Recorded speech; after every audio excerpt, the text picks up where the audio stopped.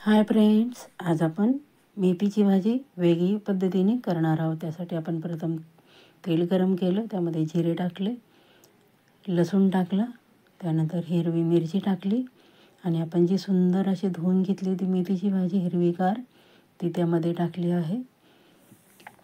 चवीप्रमाणे मीठ आणि भरपूर अशी भाजी बघा. भाजी पालेभाजी दिसताना भरपूर दिसते, पण ती नंतर शिजल्यानंतर खूप कमी होते. अशा प्रकारे आपण छान अशी आपण ती धुवून घेतली आहे आणि परतून घेणार आहोत. खूप सुंदर अगदी मेथीची भाजी बघा. मुलं शक्यतो म्हणतात की कडू लागते म्हणून खायला, काही मुलं नको म्हणतात. मग तुम्ही अशा प्रकारे करून बघा, अगदी त्यांना खूपच आवडेल. त्यांनाच नाही, घरातील सर्वच मंडळींना खूप आवडेल. अशी सुंदर मेथीची भाजी आपण ती हलवून घेतली आणि 2 मिनटासाठी झाकून ठेवली आहे. हे बघा, त्याला आपण पाणी न घालता शिजवली आहे, त्यामुळे ती बघा पाणी आपोआप सुटलं आणि छान अशी शिजवून घेतली.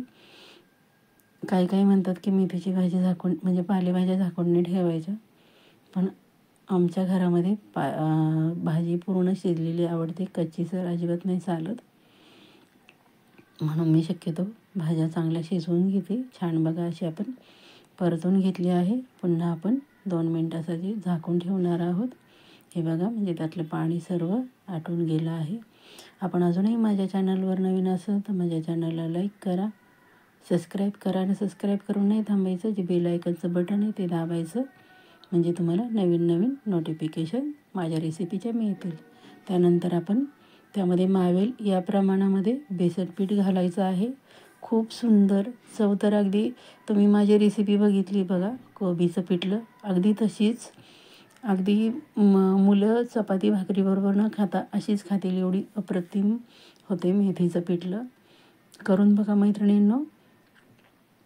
आणि आपण पटापट चला लाईक करा आणि शेअर करा. रेसिपी आवडली तर आपण ह्या भाजीला जरा थोडंसं तेल टाकणार आहोत, कारण बेसन पीठ शिजायला पाहिजे आणि ती अशी छान सुटसुटीत व्हायला पाहिजे, म्हणून थोडंसं ह्या भाजीला तेल जास्त असतं.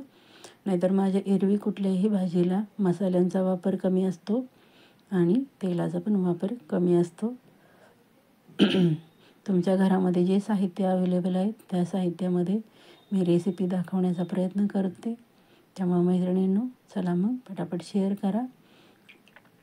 रेसिपी आवडली तर लाईक करा.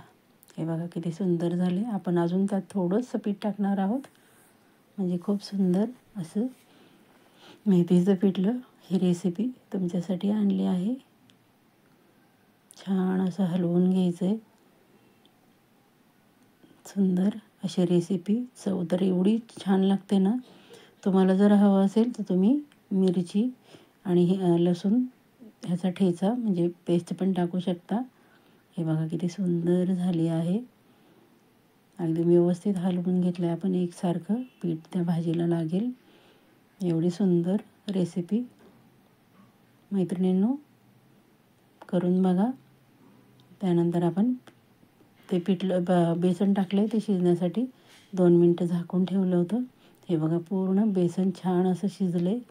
खूप सुंदर भाजी मेथीचं पिठलं रेसिपी. त्यामुळे मैत्रिणींनो, चला पटापट जे नवीन असेल त्यांनी लाईक करा, सबस्क्राईब करा आणि शेअर करायला अजिबात विसरायचं नाही. आणि रेसिपी पूर्ण पाहायची, कुठेही स्किप करायची नाही, म्हणजे पूर्ण रेसिपी पाहिल्यानंतर तुम्हाला ती कशी झाली ते बघता येईल आणि करायची पण प्रोसेस पूर्ण तुमच्या लक्षात येईल. हे बघा किती सुंदर सुट्ट झालं आहे. आपण तेल थोडंसं जास्त टाकलं होतं, आधी 1 पळी टाकलं होतं, नंतर 1 पळी टाकली, त्यामुळे सुंदर असं सुटसुटीत मेथीचं पिठलं छान असं आपण हलवून घेतलं आहे. बघू शकता आपण किती सुंदर झालं आहे आणि चव तर एकदम अप्रतिम लागते. हे बघा सुंदर असं मेथीचं बेसन पेरून पिठलं, सुंदर रेसिपी. त्यामुळे तुम्ही करून बघायची, कमेंट करायची, केल्यानंतर कशी झाली रेसिपी. शेवटपर्यंत पाहिल्याबद्दल सर्वांचे मनापासून धन्यवाद.